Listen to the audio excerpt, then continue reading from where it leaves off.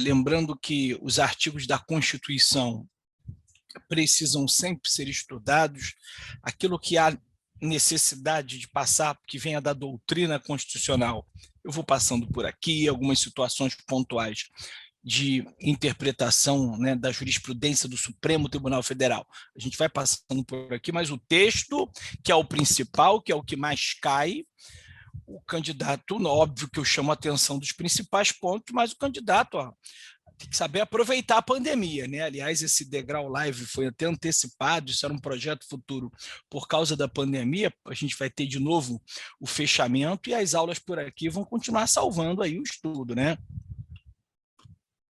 Se todos tivessem como acompanhar por aqui, é verdade que o ideal seria sempre as turmas funcionando por aqui, até que o presencial pudesse voltar com as condições sanitárias necessárias, ou então que todos, de uma forma geral, respeitassem, né? Aí podia estar todo mundo na rua normalmente, inclusive o próprio poder público colocando transporte, mas, enfim, infelizmente, é uma necessidade, a gente ainda não tem a condição necessária. O Degrau Live vai ajudando, né? Bom dia, Flávia, Leonardo, Beatriz. Tudo bem, Ana Clara? Eu vou rindo, né? Dentro do possível aí, nessa coisa de vai dar aula, para de dar aula, né? Sai, vai na rua, volta, não pode ir na rua. Nessa maluquice que todos nós estamos vivendo, eu também estou, né? Mas vai passar, dentro em breve aí, a gente vai estar vacinado e vai diminuir essa loucura, né, que a gente está vivendo.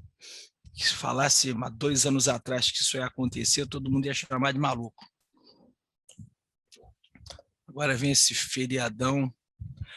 Olha, acredito eu que o Degrau Live não vai passar por modificações, porque os feriados já tradicionais, ônibus line, né? Os feriados já tradicionais não tinham aulas marcadas, né? A gente vai ter aí a Semana Santa, na sexta-feira não vai ter aula marcada, no sábado de Aleluia, lá não se marca aula normalmente. Então, eu creio que o Degrau Live não tem nenhuma modificação. Eu até perguntei, porque eu tenho aulas nesse feriadão aí, tanto presencial quanto com vocês.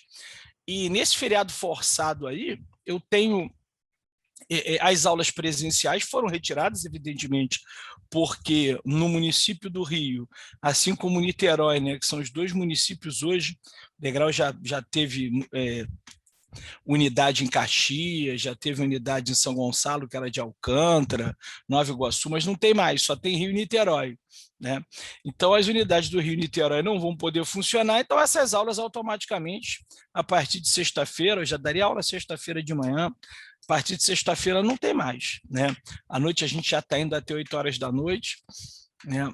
Tem até curso que está insistindo, ontem eu dei aula num curso lá em Nova Iguaçu, foi até 9h45 da noite, mas o Degrau está segurando 8, até porque Nova Iguaçu é outro município, porque lá estava mandando fechar, né? Mas, enfim, o povo lá não respeita muito. Mas aqui no Rio não tem jeito, né? Se abrir vai ter fiscalização, então vai fechar mesmo. Agora, o live eu perguntei, eu falei, Brito, live continua com programação normal? Ele falou, continua. Então, nós temos, né? Estou até a agenda aqui na mão, depois dessa aula de hoje é dia 24, né? Depois dessa aula de hoje, a gente tem aula live, ó, dia 31, quarta-feira, dia 31, então está marcada, confirmada, eu perguntei, né? Aliás, comigo é a única, né? E depois a gente tem dia 7 de abril, então a nossa aula de Direito Constitucional mantida. Vocês devem estar tendo outras aulas, segundo o Brito me passou, estão mantidas também. Se tiver alguma mudança, eles vão avisar, mas eu acredito que não, porque, na verdade, foram feriados colocados para o povo não ir para a rua, né? Então, creio que a vida online não vai passar por modificação. Não foi para o povo viajar, né, Beatriz? Né? Não foi para o povo viajar, né? Apesar das pessoas, às vezes, confundir. Tem uma galera que vai ter feriado, vão fechar o Rio, bora para a região dos lagos. Aí as cidades da região dos lagos agora têm que fazer bloqueio, senão o povo do Rio vai invadir o povo do Rio de Niterói, né? Faz bem, Beatriz, faz muito bem. Eu não consegui, porque tenho que ir para a rua trabalhar. O ideal seria que só, né, porque fosse trabalhar. O problema é que o trabalho de muitos está no lazer de alguns. Bom dia, Edson, né? Isso a gente também é muito complicado, é muito complexo. Eu acho que o principal que tinha que ter sido feito pelo poder público era mostrar a gravidade da doença, ouvir ciência e educar ao máximo, que aí sim você podia estar flexibilizando, fecha um pouquinho o momento, pois abre com as pessoas com educação, sempre com máscara. Você anda na rua, está todo mundo sem máscara. Tem gente que vem perto de mim para falar, eu fico toda hora assim, ó, as pessoas querendo cuspir em cima de mim. Eu, graças a Deus, pelo menos até o final do ano, fiz exame e não peguei, não tive nem anticorpos, nada. Estou tentando, é álcool toda hora, é máscara, sai de perto de todo mundo, mas nem todo mundo tem a mesma disciplina, né? Com isso, infelizmente, a gente fica nessa. Agora vamos falar do que interessa, que é do direito constitucional. A nossa aula de hoje, nós vamos tratar de direitos políticos, né? Nós temos, na verdade, 2 capítulos na nossa Constituição que doutrinariamente poderiam ser tratados como direitos políticos, mas no texto constitucional são capítulos distintos. Dentro do título Direitos e Garantias Fundamentais, nós temos alguns capítulos, um deles que abordam os artigos 14 a 16, que aborda, né? Um deles que aborda artigos 14 a 16, é o capítulo dos direitos políticos, e depois, correspondendo ao artigo 17, o capítulo dos partidos políticos. De uma forma geral, o assunto, doutrinariamente falando, é direitos políticos. E aí, na Constituição, vai do 14 até o 17, o nosso assunto da aula de hoje. Lembrando que toda aula eu coloco aí os artigos da Constituição, né? Está aí de novo. O degrau separou como Constitucional 1 e Constitucional 2. Estou fazendo conforme a separação, mas como vocês estão comigo geral aí, eu nem conto.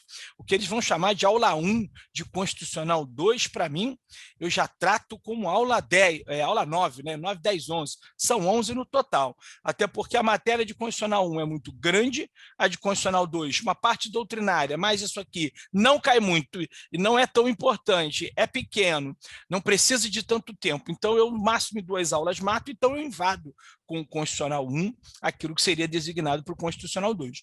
Então, a gente vai junto aí, de 1 a 11, né? Apesar da numeração oficial das aulas, parar na aula número 8, Constitucional 1, e depois começar 1, 2, 3, Constitucional 2, tá?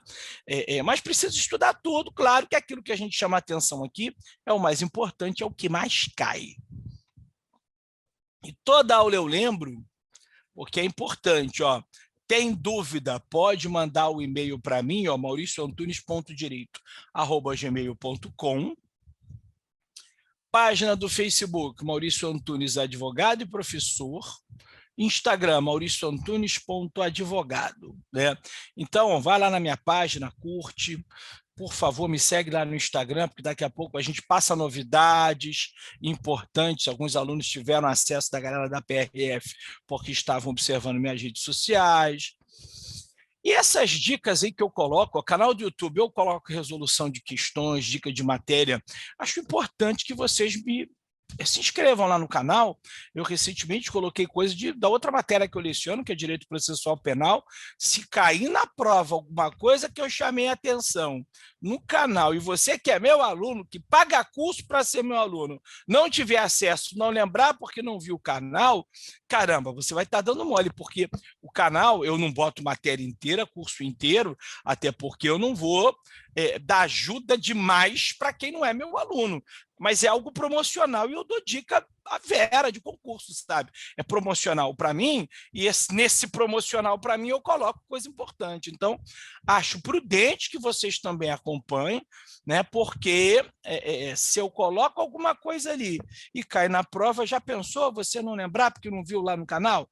Não deixe de se inscrever, Maurício Antunes, advogado e professor.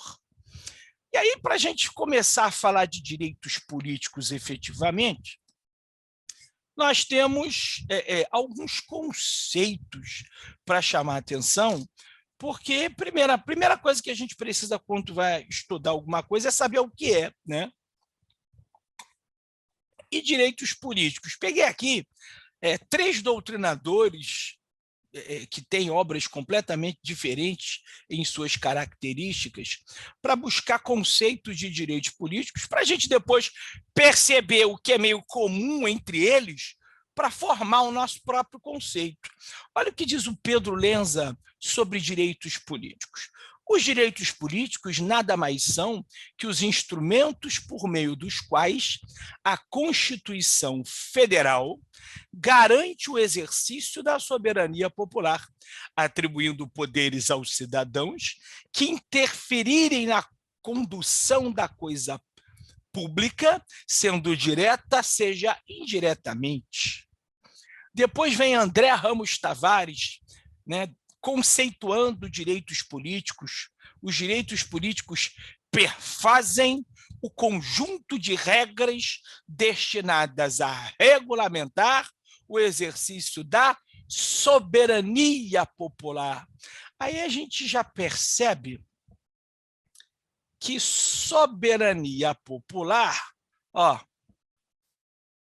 apareceu no conceito do Lenza e também no conceito do André Ramos Tavares. Aliás, Alexandre de Moraes, né, hoje ministro do Supremo Tribunal Federal, conceitua como conjunto de regras que disciplina as formas de atuação do quê? Soberania popular. Então, de uma forma geral, sempre que se conceitua direitos políticos, a soberania popular se faz presente, né?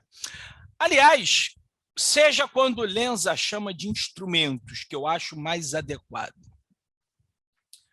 quando conjunto de regras, como os outros dois aqui chamam, né, é sempre com o objetivo de garantir, de proteger, de colocar o povo para exercer a sua soberania. A própria Constituição, lá no seu início, logo no primeiro artigo, diz que o poder emana do povo. Isso é uma demonstração clara de que o nosso regime, claro que em outros momentos, de forma direta e expressa, a Constituição fala do regime democrático, protege a democracia, mas implicitamente, quando ela já diz que o poder emana do povo, já demonstra claramente que o nosso regime é democrático. E o regime democrático, ele é marcado pela soberania popular, pelo povo exercendo o poder. Soberania, ó, sobreposição, o poder emana do povo. O povo, ele é responsável por aquilo que acontece no Estado, pela condução da coisa pública, porque o povo, através desses cidadãos, ele vai conduzir, como muito bem diz o Lenza, a coisa pública. Eu resumo de uma forma geral, uma maneira que eu conceituo, né, instrumentos que garantem o exercício da soberania popular, fazendo com que o povo participe da vida política do Estado, pois é a marca da democracia, né? Direitos políticos são instrumentos, né? Eu não gosto de chamar apenas como regras, acho que sempre que se conceitua direito como ciência, assim como parte desses daquilo que é apresentado no direito, que são direitos num outro sentido, como conjunto só de regras, eu acho muito pobre na minha concepção. Acho que utilizar como instrumento, até porque o direito como ciência é aplicável, né? E existem vários instrumentos, regra, acho que induz muito a gente à letra da lei, então eu prefiro instrumento, eu prefiro falar em estudo e um estudo aplicável, né? Mas é a maneira com que eu vejo que fica muito mais próxima do Lenza. Mas basicamente é isso. Se nós somos uma democracia aqui, então o poder emana do povo. E aí, os direitos políticos são justamente os instrumentos que garantem o exercício, né, dessa soberania popular. Então, o nosso regime de governo, né, o nosso regime político é o democrático, né? O nosso regime, porque a gente vai ter, e vamos falar sobre isso lá na aula referente à organização do Estado, como forma de governo. A forma de governo forma, né, o país, ele pode adotar uma monarquia ou uma república, basicamente, né? Quando se fala em sistema, pode ser parlamentarismo, né, como aconteceu aqui no Império, ou presidencialismo. Nós podemos ter também a forma de Estado, né, que é o unitário ou Estado federativo, e que a gente vai ver com calma, um pouco mais de calma lá, as características básicas na organização do Estado. E tem o regime de governo, o regime político. Pode ser um regime autoritário, né? Numa monarquia absolutista, por exemplo, como nós tivemos no decorrer da história, a gente não tinha o exercício da democracia, muito pelo contrário, imposição, era o regime autoritário. O regime democrático é justamente esse que marca a participação do povo. E esse é o nosso regime. Implicitamente no poder emana do povo, quando a Constituição diz que o poder emana do povo, implicitamente dá esse recado, mas em vários momentos, de forma direta, protege o regime democrático. Aí a doutrina constitucional nos ensina que um país pode adotar 3 espécies de democracia. Um país pode adotar a democracia direta,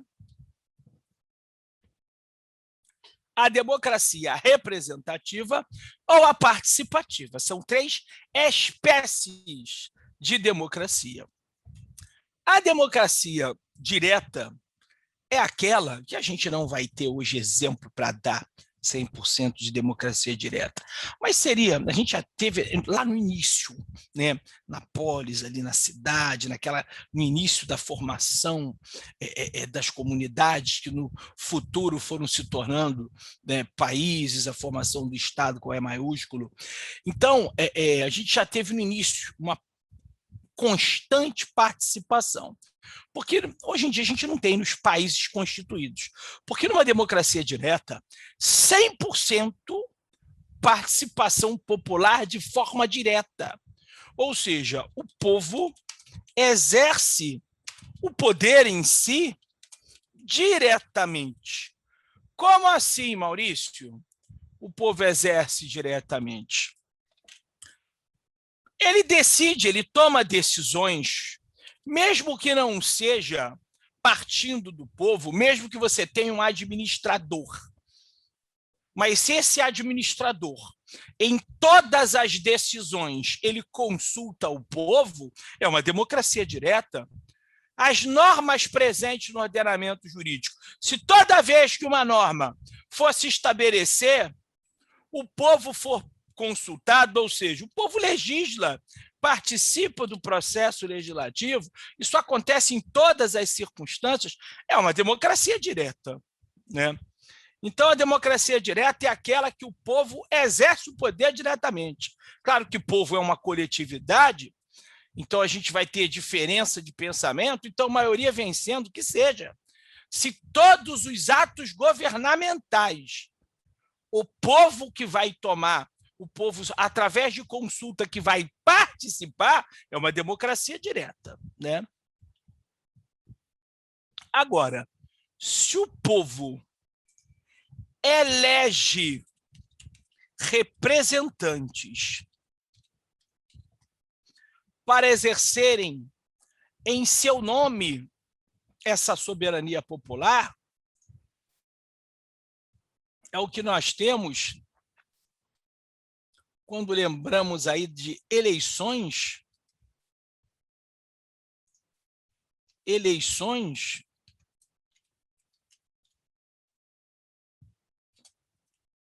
para poder executivo,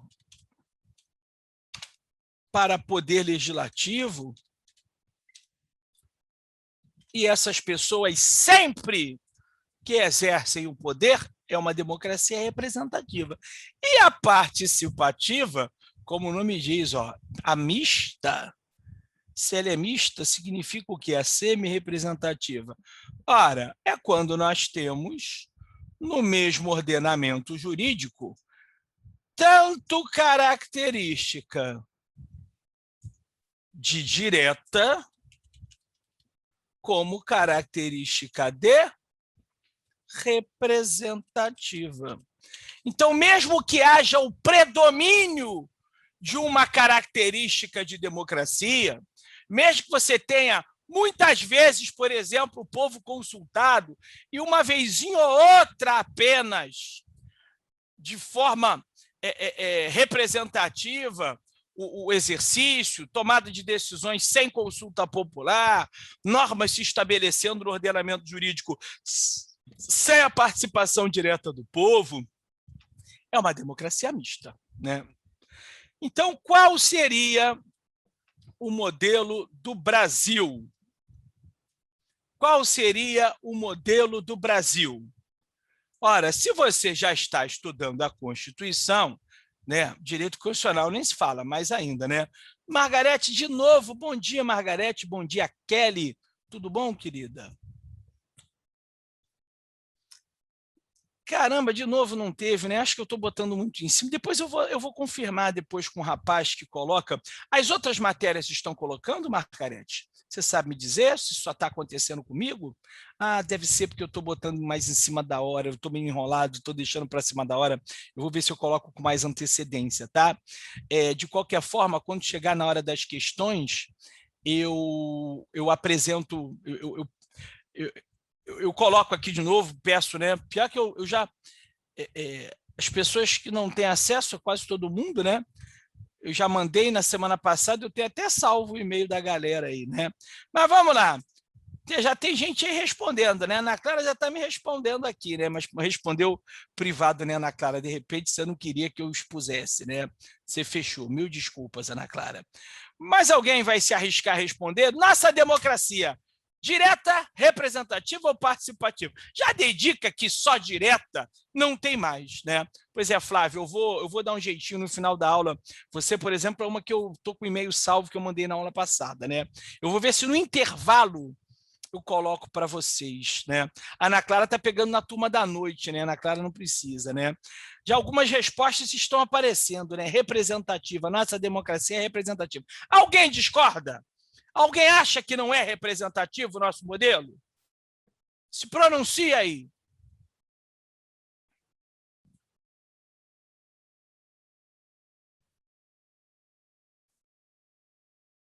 Cadê a galera que vem estudando há um tempo? Ó, posso falar o seu nome? Você que respondeu outra coisa? Você botou só para todos os palestrantes?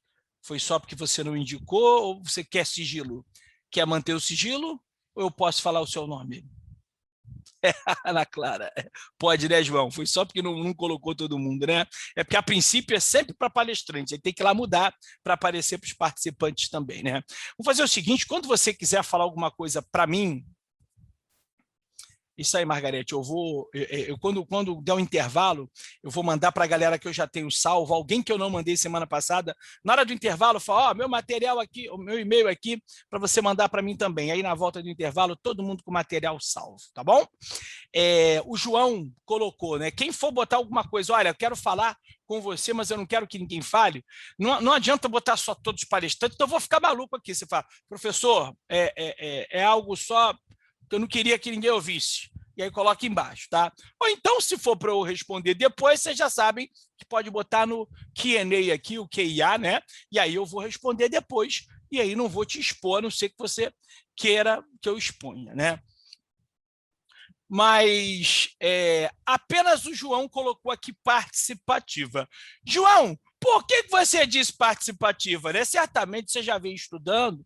E lembra, né, que eu sei que tem gente aí que está estudando que não lembrou. Gente, ó, já vou passar rapidinho. Cheguei a fazer isso. Ó. Olha aqui, ó, artigo 14.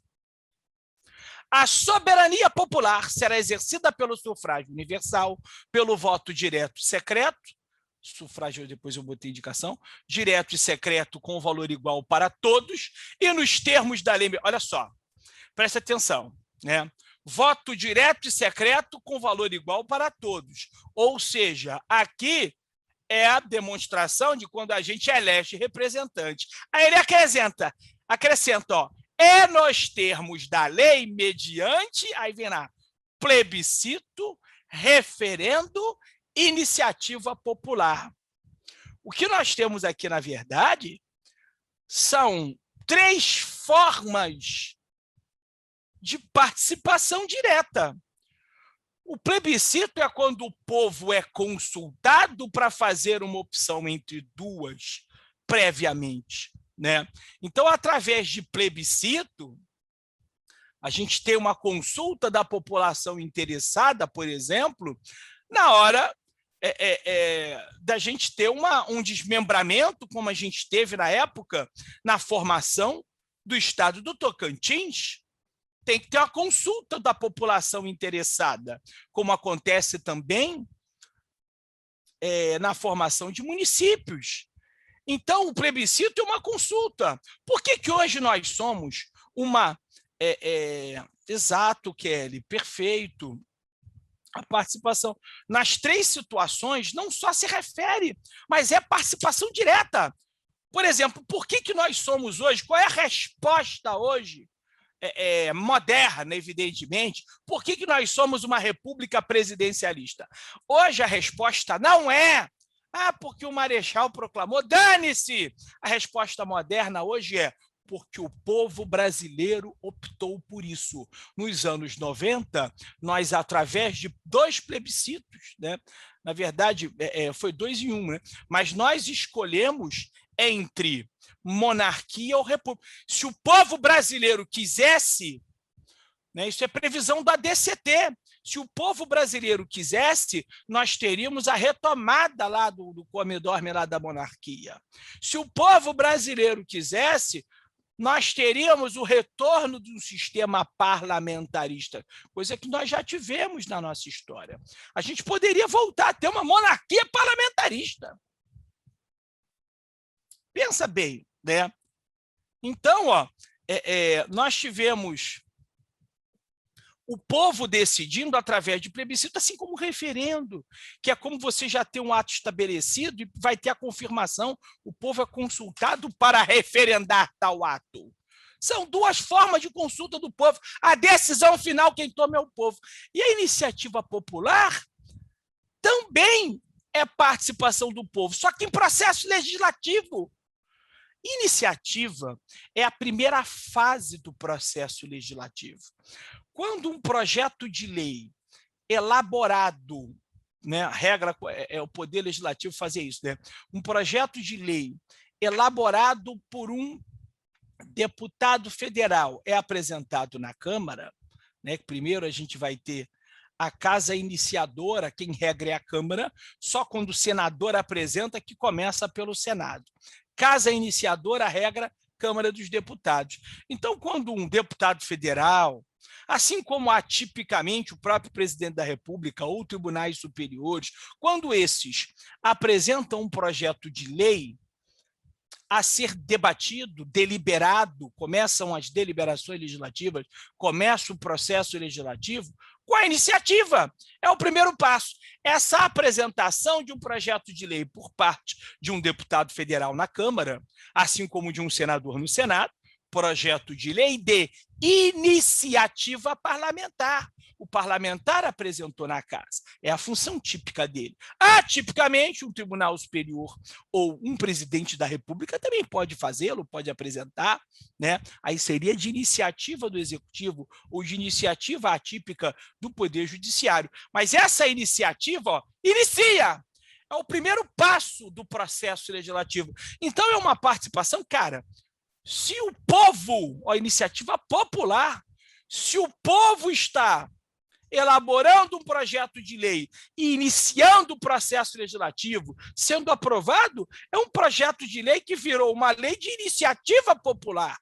Então, é a participação do povo em processo legislativo. Então, nos três casos, nós temos o povo participando. Então, por isso que o modelo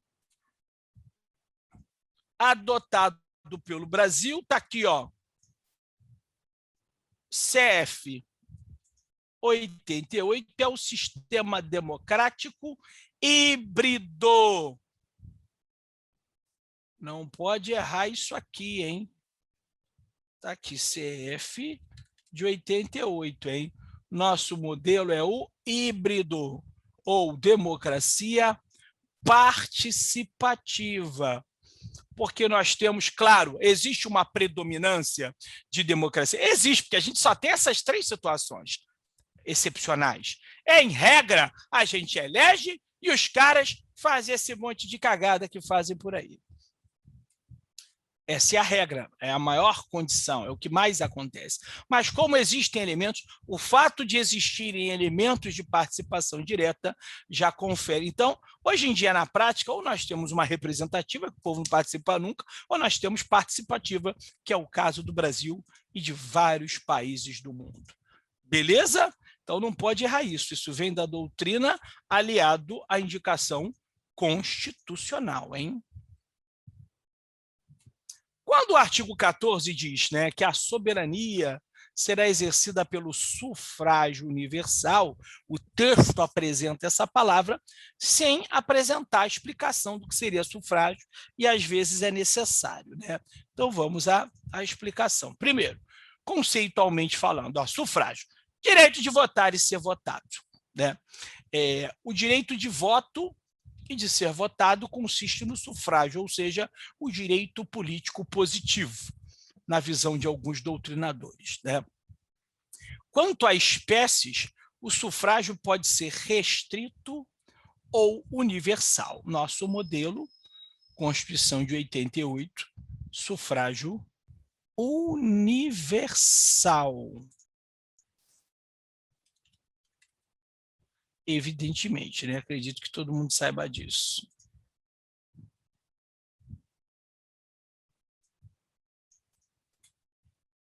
Até porque está escrito no texto, né? Voltando para essa parte conceitual, tem mais aspectos que vêm da doutrina que a gente precisa saber, né? A nossa Constituição, ela vai apresentar condições, requisitos para essa participação, né? Então, esse direito de voto, o sujeito, para votar, ele precisa de quê? Ele precisa preencher determinados requisitos. Um rapaz com 13 anos de idade vai votar? Não, não é titular de direitos políticos, ou seja, não é cidadão.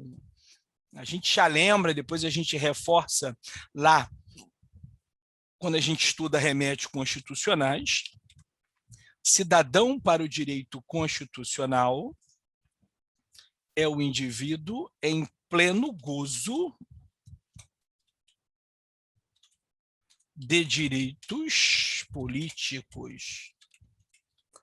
Então, a gente até já viu em prova, a CESP, por exemplo, usando cidadania como nacionalidade, como se usa popularmente, mas era uma questão que dava para mostrar isso, ela não tratava de direito político, mas, em regra, não só ela, as outras, nem regra, as outras sempre, né? A CESP, às vezes, tenta confundir a cabeça do candidato, popularmente a gente fala, o cara agora tem cidadania italiana, né? Cara, pode ser que tenha, mas pode ser que a pessoa adquira e não se torne cidadão, de repente. Tem países que o sujeito ele adquire a nacionalidade, mas tem um prazo para usufruir de direitos políticos. Então, constitucionalmente, se tornar cidadão não significa adquirir nacionalidade. Se um cara se naturaliza brasileiro, então ele adquiriu cidadania brasileira. Assim, as pessoas usam isso popularmente, a língua portuguesa até comporta. Mas para nós aqui no direito constitucional, ele se tornou um nacional, já vimos na primeira aula, ele é um nacional, ele se tornou um brasileiro naturalizado, mas se ele não vai tirar o título de eleitor, se ele não ficar alistado, perfeito, Kelly, se ele não ficar alistado perante a justiça eleitoral, é um brasileiro naturalizado, se tornou um nacional do Brasil, mas não é cidadão. Cidadão é o indivíduo em pleno gozo de direitos políticos para o direito constitucional. E aí, vamos lá, né? Se o cara não faz o alistamento eleitoral, se ele não é brasileiro, ele não vai estar nessa condição, não vai exercer o direito ao voto, né? Assim como também nós temos condições aí, né, requisitos mínimos para que o sujeito seja votado. Olha aí, condições de elegibilidade no parágrafo 3º do artigo 14.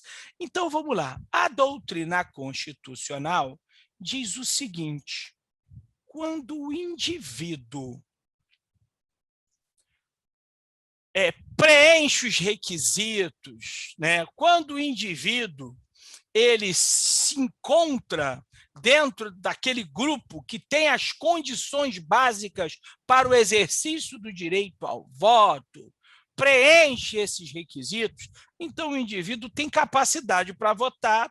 A doutrina diz que ele possui capacidade eleitoral, a CESP adora cobrar isso, ativa.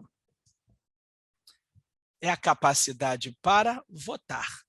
Agora, se o indivíduo, né, preenche aqueles requisitos, ou seja, ele se enquadra ali nas condições de elegibilidade, esse cara possui capacidade eleitoral. Toquei aqui, toquei geral, né? Agora vai. Capacidade eleitoral passiva. Então, preenche os requisitos para o exercício do direito ao voto, capacidade para votar, capacidade eleitoral ativa, capacidade para ser votado.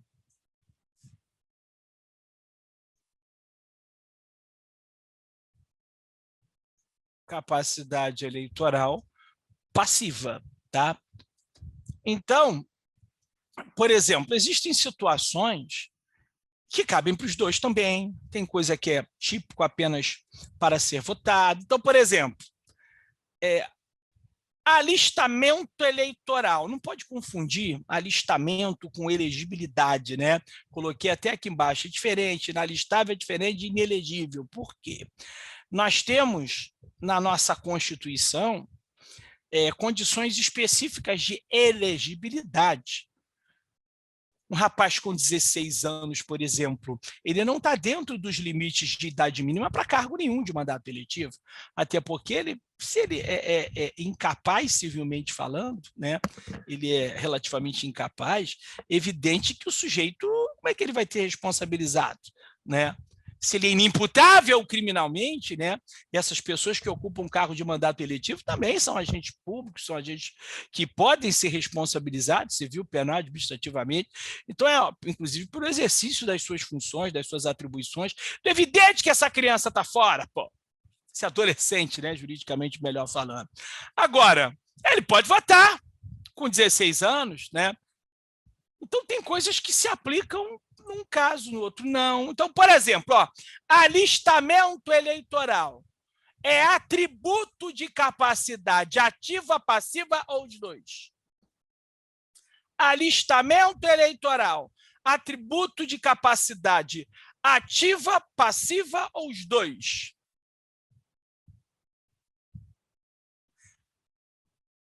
Não querem, porque assim, a doutrina classifica como capacidade eleitoral ativa a capacidade para votar.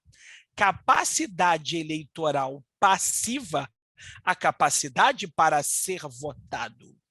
O que acontece é que aquele que tem a passiva, ele tem a ativa também, né?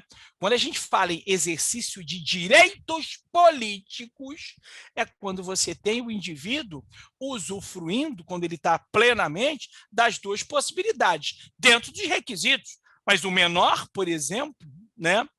E isso, quem é votado, vota também. Então, ele tem, né, capacidade passiva, logo tem também a ativa, mas são coisas distintas.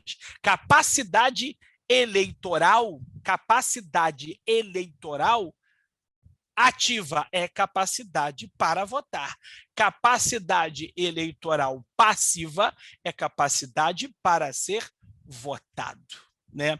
Então, a gente está falando aqui de capacidade objetivamente. Tá?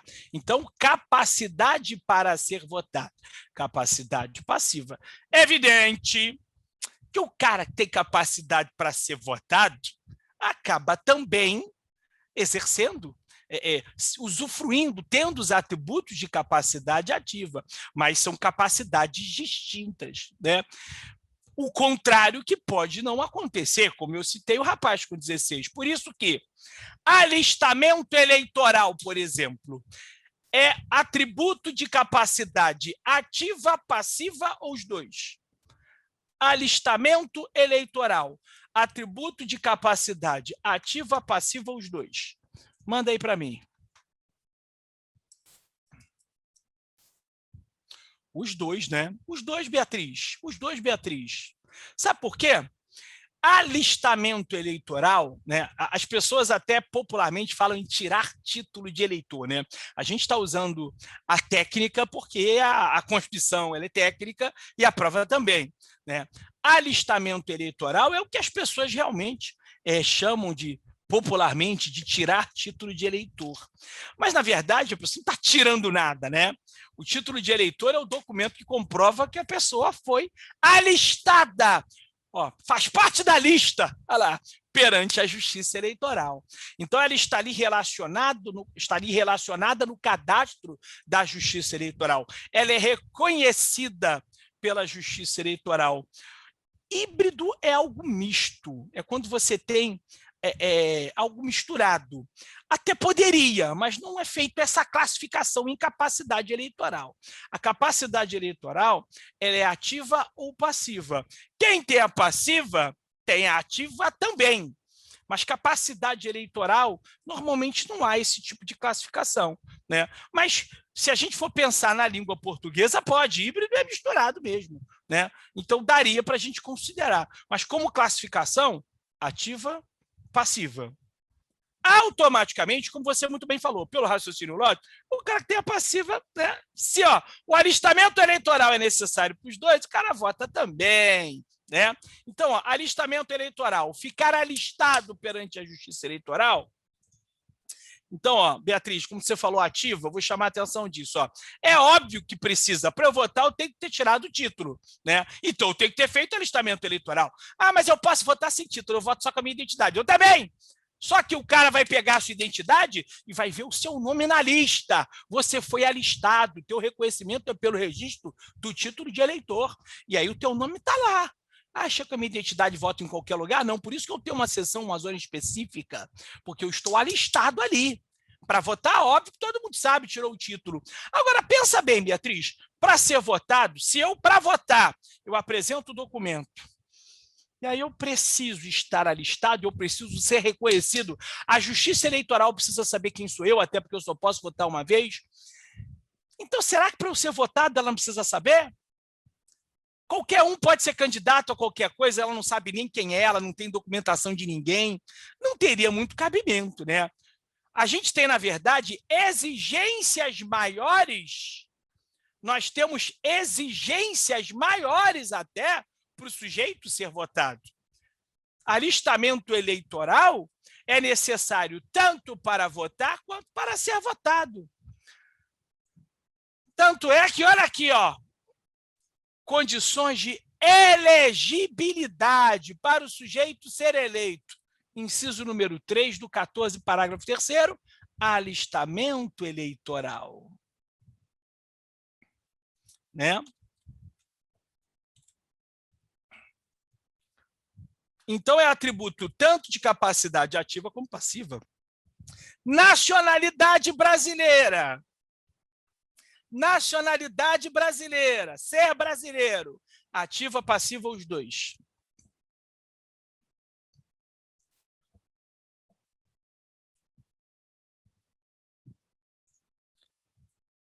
Nacionalidade brasileira, né? Para votar, o sujeito precisa ser brasileiro? Sim ou não? Vamos lembrar aqui do conceito de nacionalidade da aula de número 1, né? Aula de número 1.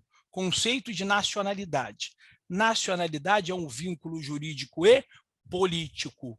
Titular de direitos políticos é assim no mundo inteiro. É o nacional. Né?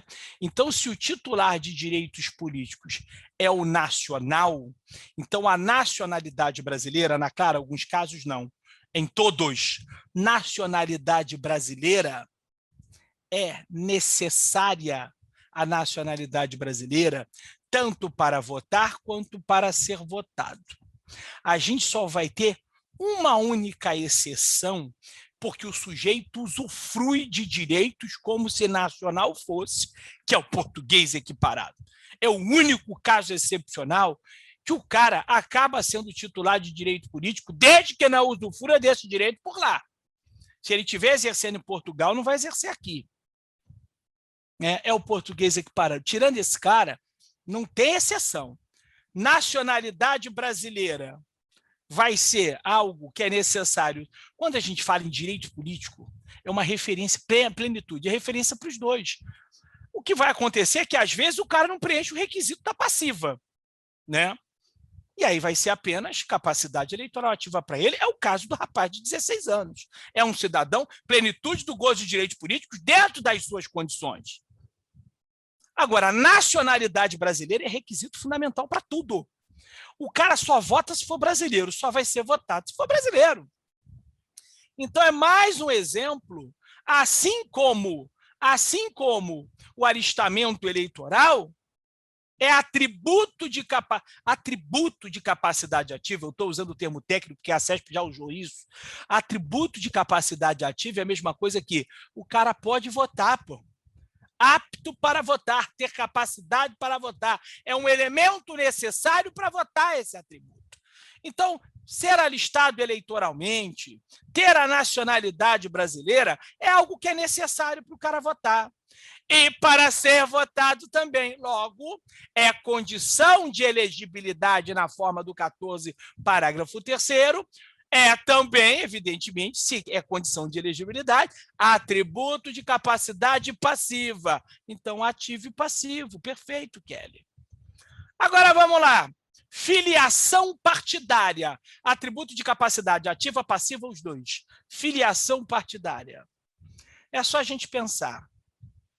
Eu preciso ser filiado a partido para votar? Muito bem, Kelly.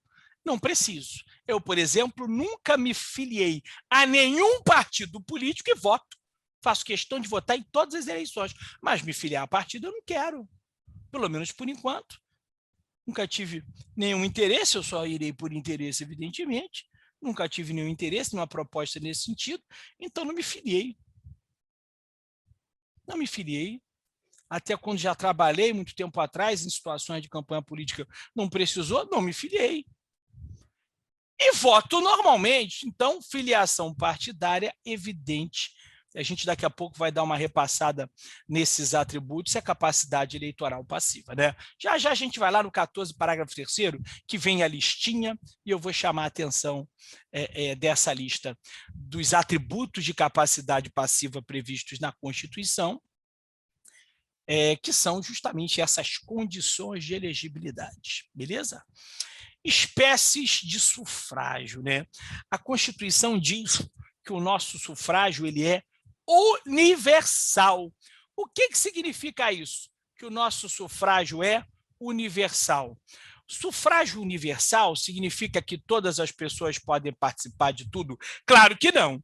Nós vimos agora condições de elegibilidade.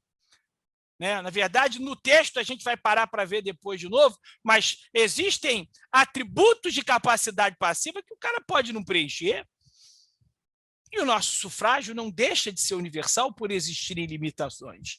A verdade é que o sufrágio restrito é aquele que tem restrição e universal que não tem? Não, não é nada disso. Sufrágio restrito não é só aquele que tem restrição, porque no universal tem restrição. Um cara com 30 anos pode ser presidente da República? Não, é uma restrição. Então, restrições também existem no sufrágio universal. Então, a diferença aqui não é ter ou não ter restrições, e sim os efeitos da restrição ou das restrições. Maurício, por que você botou no singular? Se for uma única restrição, pode ser restrito? Pode, dependendo da restrição. Por isso que não é ter ou não ter restrição ou quantidade de restrições. É o que a restrição ou as restrições vão provocar na sociedade. Então, quando eu tenho, no ordenamento jurídico, já tivemos isso na história, mulheres não participam, o sufrágio é restrito ou universal? Vamos ver o que vai causar. Nós, até os anos 30, temos essa vergonha na nossa história, porque demorou muito a se resolver, o Brasil é muito atrasado no que diz respeito a direitos das mulheres, infelizmente, na minha concepção, principalmente porque eu sou fã da evolução e da participação cada vez maior nas mulheres, no mercado de trabalho, na vida acadêmica, porque vem realizando cada vez papéis mais importantes, mas, infelizmente, a gente ainda tem muitas mulheres que acham que o lugar de mulher na cozinha tem que ser submissa a homem, infelizmente. Creio que aqui eu posso falar disso livremente, porque não é possível que alguém que está fazendo concurso para entrar na Polícia Civil ache que tem que ser submissa a homem. Né? Enfim. Pior que eu sei que às vezes tem, a pessoa é meio confusa, mas dane-se, dei minha opinião nesse aspecto. Então, tem mulher que fala mal de feminismo, né? De repente, porque não sabe nem o que é feminismo, né? Que exatamente luta por igualdade, para ver como é que a coisa é. Mas, enfim, vamos voltar aqui. Acabei, dane-se, acabei me postergando aqui no assunto que não era para agora. Então, vamos lá. Mulheres não participam. Kelly já respondeu ali, né? Era sufrágio restrito. Muita coisa, Kelly, muito, mas vai melhorar. Eu tenho certeza disso. Vai demorar, porque infelizmente teve um retrocesso, mas vai melhorar. É restrito por quê? Não é porque a gente tem várias restrições. Eu só dei exemplo de uma. Mulher não participa. Mas o que essa única restrição vai provocar na sociedade? A gente perde a garantia de atendimento da vontade popular. Ora, se você vai retirar as mulheres, no mínimo, a gente sabe que existe uma estatística de que existem, inclusive, mais mulheres. Mas, no mínimo, se a gente tivesse a mesma quantidade de mulheres e homens, você ia retirar metade. Então, você não tem a certeza. Você pode até, se as mulheres, eu votaria igual também, porque eu acho legal. É uma possibilidade. Não significa que é uma garantia.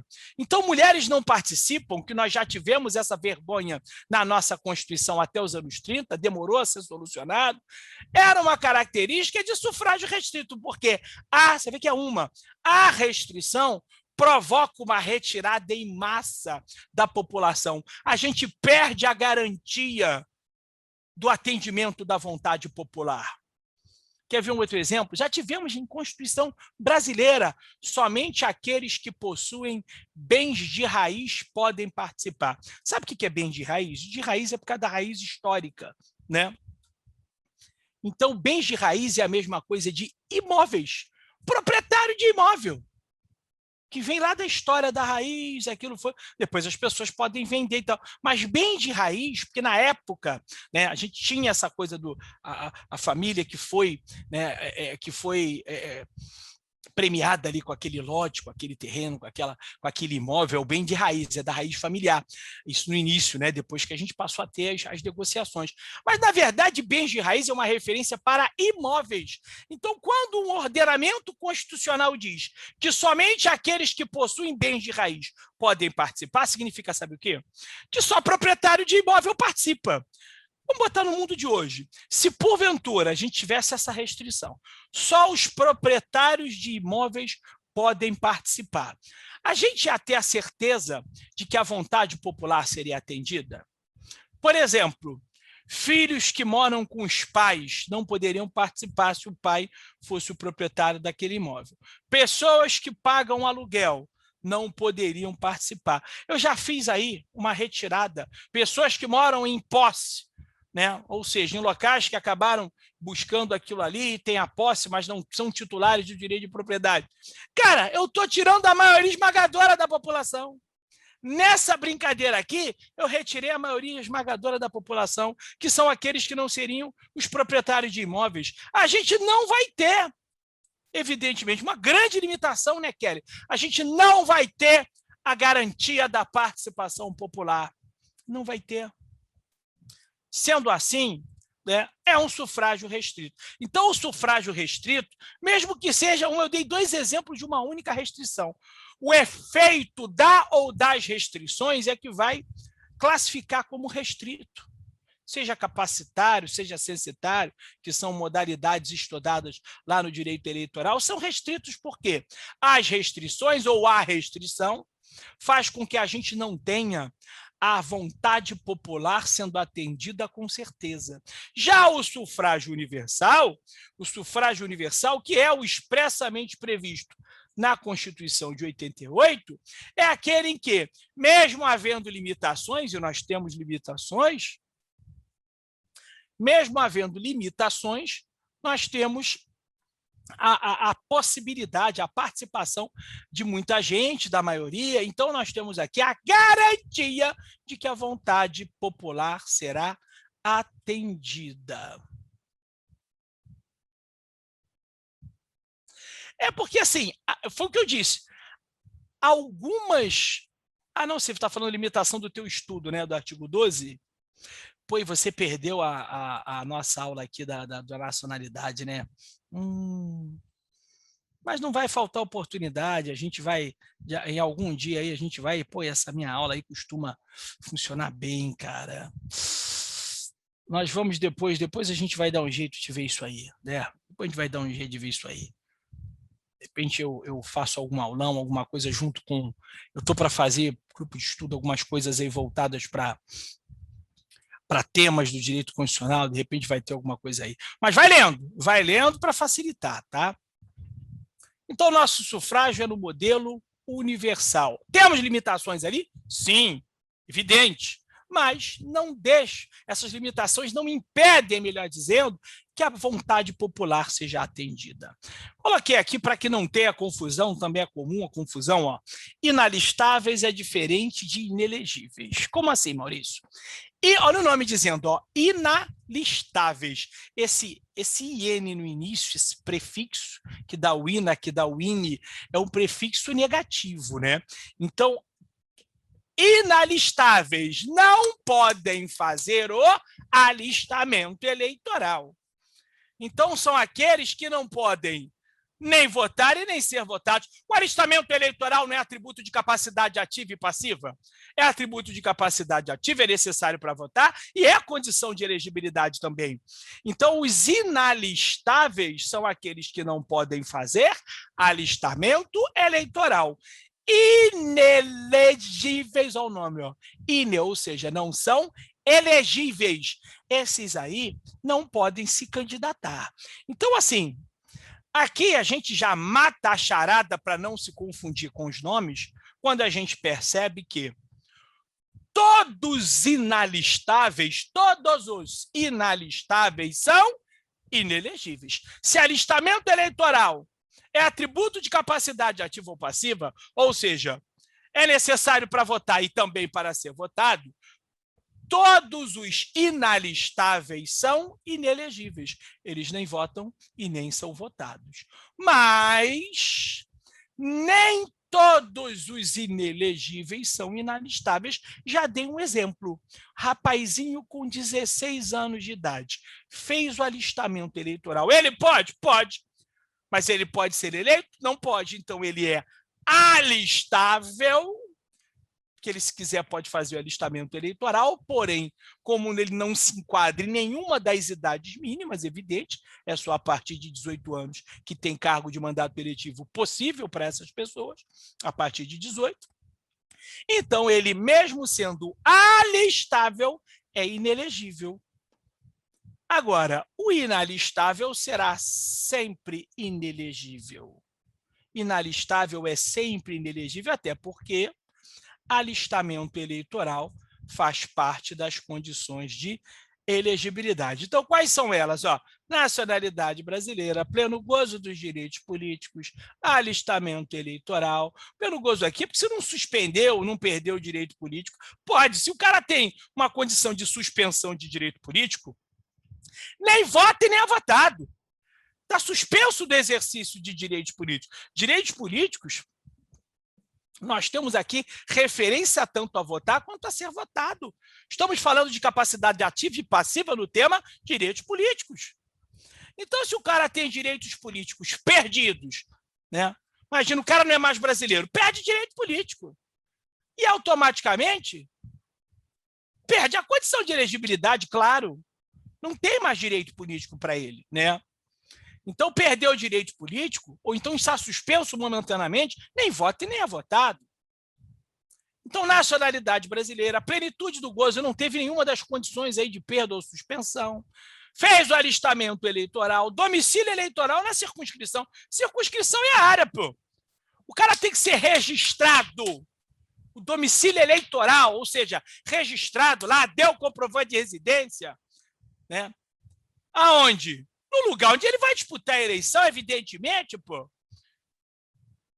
Aliás, a gente até para votar, se o meu título de eleitor é do município de Porciúncula, eu estou registrado como domicílio eleitoral porque eu morei em Porciúncula. Se eu não fizer a transferência, eu só voto em Porciúncula, eu vou ter que lá, aqui eu vou justificar, não vou poder votar. Porque eu não estou ligado. Imagina o cara ser eleito, pô. O domicílio eleitoral dele é em São Paulo, aí ele vai ser eleito prefeito do Rio de Janeiro, pô. Não, ele vai se candidatar em São Paulo, evidentemente, né? Tem que ser filiado a um partido, é algo necessário. Aí vem as idades mínimas. A OCP, por exemplo, adora esta porcaria, né? As idades mínimas. Aí as idades mínimas, para quem gostar, para quem... Isso é mais para quem é mais velho, né? Pessoal mais jovem não decora mais telefone, né? Quem é mais velho um pouquinho, se rir, vai entregar a idade, né? Que lembra da 534-4333, depois virou 2534-43, os classificados do Globo, né? Quem é mais novo nem sabe o que é ler jornal o Globo, muito menos anunciar em classificado, né? Mas a gente decorava. Não ri não que entrega idade, Edson. Não ri não que entrega idade, hein? Não tinha lá 269, 69, 69. A gente até decorava os... Aí tinha o concorrente, 273, 73, 73, passava muito na rádio, né? Escutar rádio também é coisa de gente velha, não é isso? O telefone condicional aí tá errado, Kelly. O telefone condicional aí tá errado, hein? Né? O decoreba não é esse não, ó. Telefone condicional 3530 2118, ó. Esse é o telefone constitucional, 3530 2118, que vem, inclusive, na ordem. Caramba, para, gente, vocês estão entregando a ideia. Flávia, que isso? Falou até o nome da empresa, né? Quem é acostumado a decorar telefone? O pessoal mais jovem nem tem. A gente mesmo parou com isso, né? Porque agora está tudo na agenda do celular. Eu me mudei no ano de 2019 e na minha casa nova, eu me casei no final do ano e aí fui para a casa nova. Nem coloquei telefone fixo, por quê? Nem uso mais, a coisa mudou, agora é tudo no celular. Então você também não decora mais número, né? Você não deu, raros são os números que a gente sabe, porque a gente vai na agenda, tá lá, salvou na agenda, vai pelo nome, né? Agora, para quem é dessa época, que está acostumado a decorar, como eu estou vendo que tem uma galera aí que está acostumada a decorar, se entregando aí em relação à idade, vai ajudar, pô. Vai ajudar. 3530, 3118. O 35, ó, até porque, ó, pode reparar, tá na ordem, 3530, 2118, ó. Então, com isso a gente tem a ordem. Ó, o 30 eu vou puxar para cima. O 30 a gente vai para cima. Claro que a gente tem aqui coisa completa, mas a gente coloca macete também para tentar ajudar na memorização.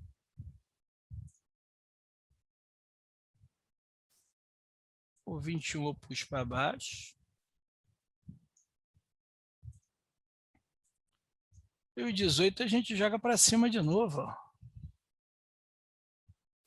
O 18 vai no cor de rosa. Aí, ó. Aí, telefone constitucional 3530 2118. 35. Cara, 35. A gente memoriza o presidente. Até porque os vices não são os substitutos naturais. O presidente e senador. Não vou ficar escrevendo vice, né? Acho que não preciso ficar escrevendo vice. Presidente e senador. Todos os chefes do executivo, se o vice é o substituto natural, eles vão junto, evidentemente, né? Então, para memorizar, a gente diminui. O 30 aqui é o governador. O 21, tem muita coisa ali, ó. 21 a gente bota assim, ó. Prefeito, deputado, JP, assim que eu memorizo. Prefeito, deputado, JP. Tá aí, ó. Caramba, João chamou Rotorruter, meu Deus do céu, João.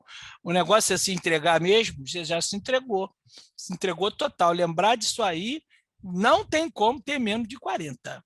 Não tem como. Entregou geral, né? Eu lembro. A gente se entrega mesmo, não tem jeito, né? Prefeito e deputado JP, 21. E por fim, 18, vereador.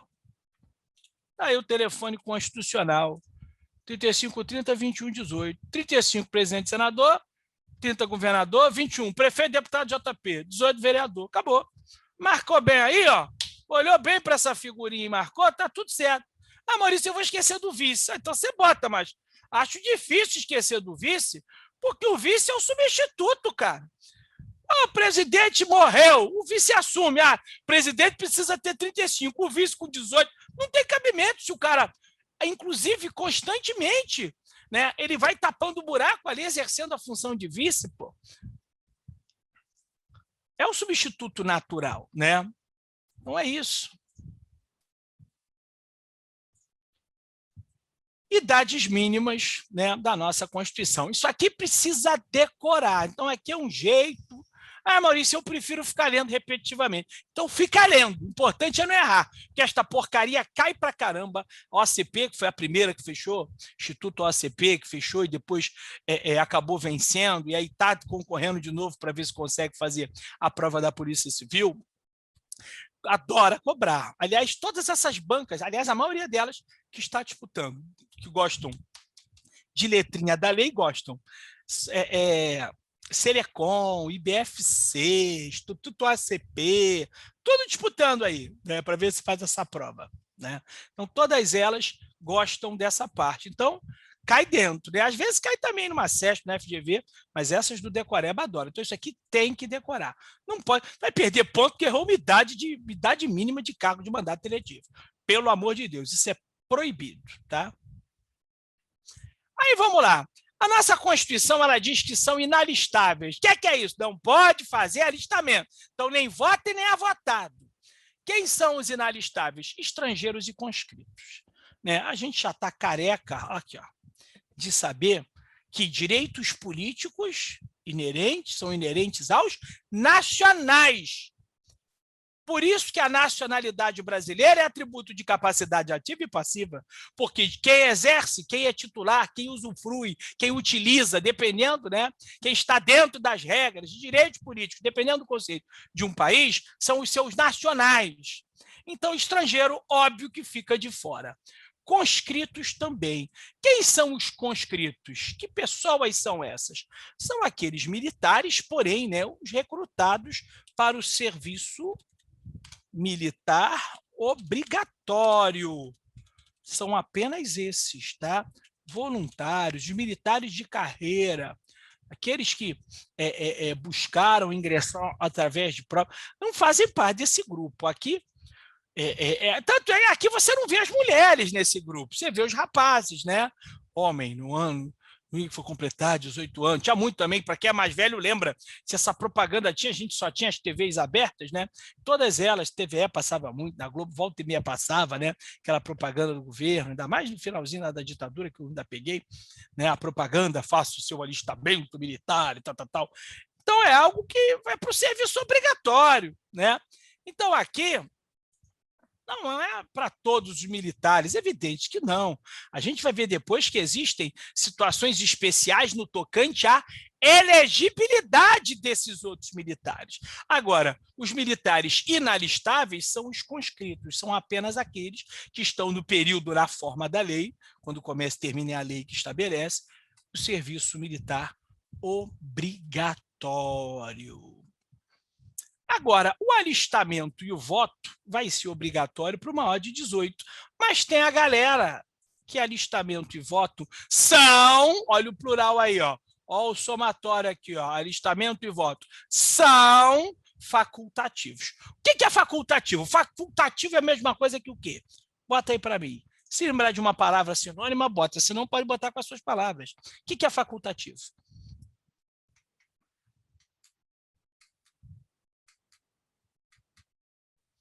Facultativo é a mesma coisa que o quê? Opcional. tem a faculdade de escolha, não é isso? Faz se quiser isso, Margarete, opcional. Então, facultativo é por opção, não tem a obrigatoriedade. Maior de 18, obrigatório. Agora, a partir de 70 anos, passa a ser opcional, facultativo. Antes de completar 18, a partir de 16 anos, facultativo. E para os analfabetos também. Então, me diz, os analfabetos são inalistáveis? Sim ou não? Analfabetos são inalistáveis? Sim ou não?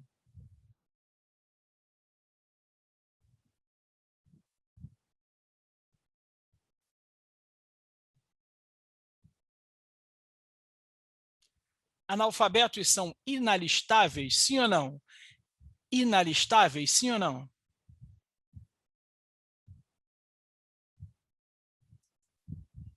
Ora, se eles têm a faculdade de escolha para se alistar ou não, então é óbvio que eles não são inalistáveis, né? Então, eles são o quê? Lembra da diferença que eu coloquei aqui? Ó, quer ver? Olha lá. Eles não são inalistáveis. Eles podem participar com o exercício do voto, então eles podem fazer alistamento eleitoral e votar, se quiserem. Eles são inelegíveis, é diferente. Podem fazer alistamento. Tanto é que se é facultativo, pô, então eles não são inalistáveis, eles são alistáveis. É facultativo, mas eles são inelegíveis. Eles são alistáveis. Se quiserem, já que é facultativo, né? Se quiserem, eles podem fazer o alistamento eleitoral e votar. Se fez o alistamento eleitoral, o analfabeto passa a ser obrigado a votar? Sim ou não? Claro que não. Claro que não. Alistamento e, olha o aditivo aí. Eu acho que é fácil a gente perceber isso por causa dos maiores de 70. Os maiores de 70 são aqueles que já fizeram alistamento eleitoral, passaram a vida votando. Então, o que fica facultativo para eles a partir de 70 anos? É só o voto. É só o voto, porque eles já fizeram o alistamento eleitoral, né? Então, fazer o alistamento não torna obrigatório para quem é facultativo. Rapaz com 16 anos fez alistamento, falou, legal, vou votar, quero participar. Só que aí, estava mó sol, ele falou, vou para a praia, vou votar o escambau. Tá tudo bem, tá tudo bem. Porque tanto o alistamento quanto o voto, ambos são facultativos. O fato de se alistar não dá a obrigatoriedade. Agora a gente vai falar das inelegibilidades. Direito político negativo, né? Inelegibilidades, né?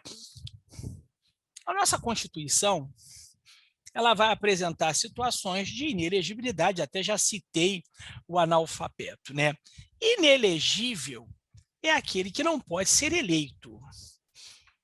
Nós temos inelegibilidades que são absolutas e outras que são relativas. A grosso modo, até porque nem sempre vai bater conforme essa primeira afirmativa, a gente tem essa orientação doutrinária. Absoluta é para toda e qualquer circunstância, na verdade, relativas para alguns cargos, mas nem sempre vai ser assim, porque nós temos aqui classificado como relativas, por exemplo, aquelas na forma da lei complementar, e essas trazem inelegibilidade para qualquer cargo, mas nas situações da lei é exceção, é relativa apesar de ser para qualquer cargo, e aquela referente ao militar também, o militar alistável, o militar que pode votar, a gente vai ter situação de inelegibilidade também, que vai acabar também servindo para qualquer cargo, que é em razão de função. Na verdade, a gente tem, primeiro, para qualquer cargo, relativa para alguns cargos, mas a gente acrescenta aqui, ou para alguns cargos, ou em situações muito específicas, muito peculiares, de forma especial, por lei ou pela própria Constituição, conforme para os militares. Então, acrescentar aqui também em situações peculiares, que é o que acontece na lei complementar e também nos militares alistáveis. A gente acrescenta.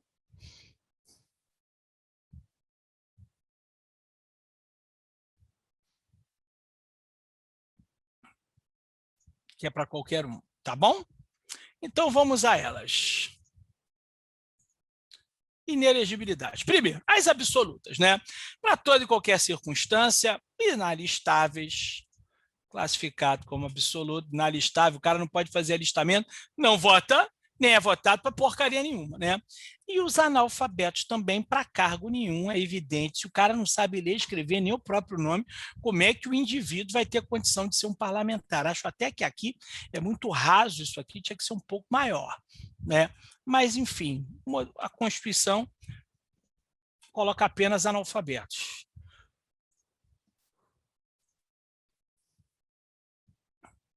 E aí nós vamos para as inelegibilidades relativas.